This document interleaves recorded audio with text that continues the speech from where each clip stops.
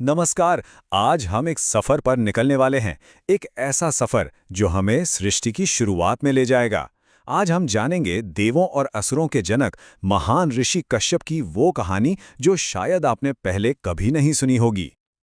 अच्छा, एक बात सोचिए। क्या हो अगर ब्रह्मांड की जो सबसे बड़ी लड़ाई है, अच्छाई और बुराई की लड़ाई, वो असल में एक फैमिली ड्रामा हो, एक ही परिवार का झगड़ा। जी हाँ, आज हम इसी दिलचस्प रहस्य से पर्दा उठाने वाले हैं।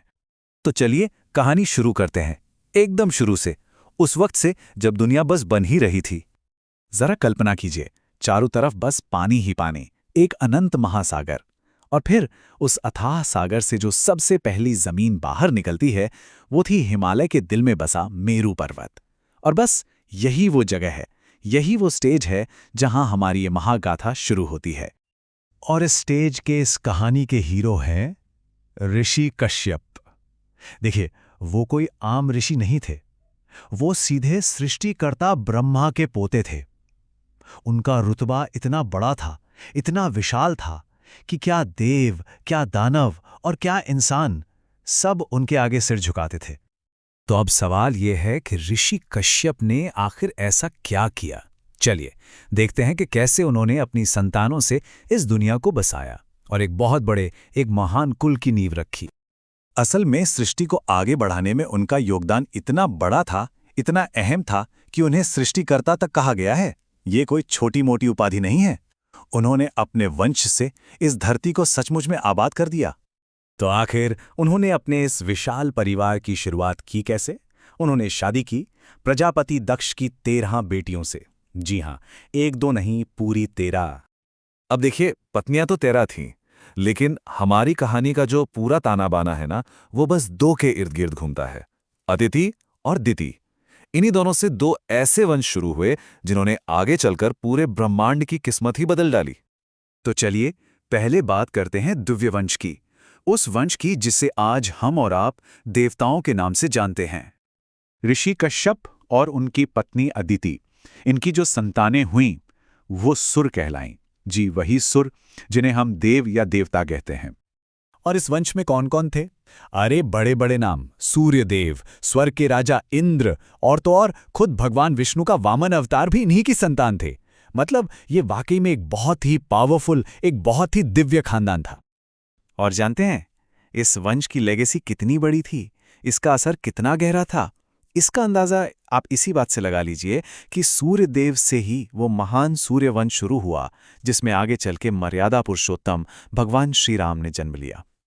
लेकिन जैसा कि हम जानते हैं, हर सिक्के के 2 पहलू होते हैं। तो अब कहानी का रुख मोड़ते हैं और परिवार की दूसरी, लेकिन उतनी ही शक्तिशाली, बल्कि विरोधी शाखा की तरफ चलते हैं। ये बात सच में हैरान करने वाली है ना, कि एक ही पिता यानी ऋषि कश्यप 2 बिल्कुल अलग, एक दूसरे के दुश्मन गुटों के जनक बने। एक तरफ थी अदिति की संतानें जो सूर्य यानी देवता कहलाए, और दूसरी तरफ दिति की संतानें जो असुर कहलाए। और बस यहीं से ब्रह्मांड के सबसे बड़े टकराव की नींव रखी गई।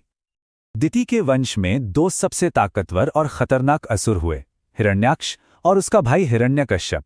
और आने वाले महासंग्राम के जो मेन विलन थे ना, वो यही दोनों भाई थे। तो अब आप समझ रहे हैं, ये सिर्फ देवताओं और राक्षसों की कोई आम लड़ाई नहीं थी। नहीं, ये तो एक ही परिवार के चचेरे भाइयों के बीच की लड़ाई थी। सत्ता के लिए, स्वर्ग पर अधिकार के लिए एक बहुत ही गहरी पर्सनल दुश्मनी थी।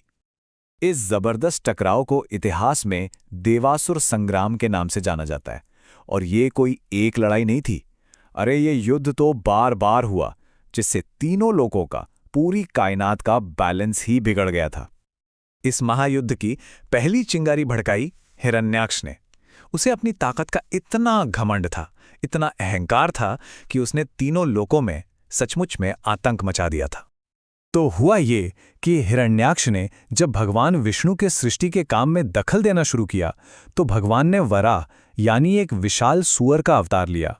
एक जबरदस्त भयंकर लड़ाई हुई, और उस लड़ाई में भगवान वराह ने न सिर्फ पृथ्वी को पाताल लोक से बाहर निकाला, बल्कि धर्म की रक्षा के लिए हिरण्याक्ष का वध भी कर दिया।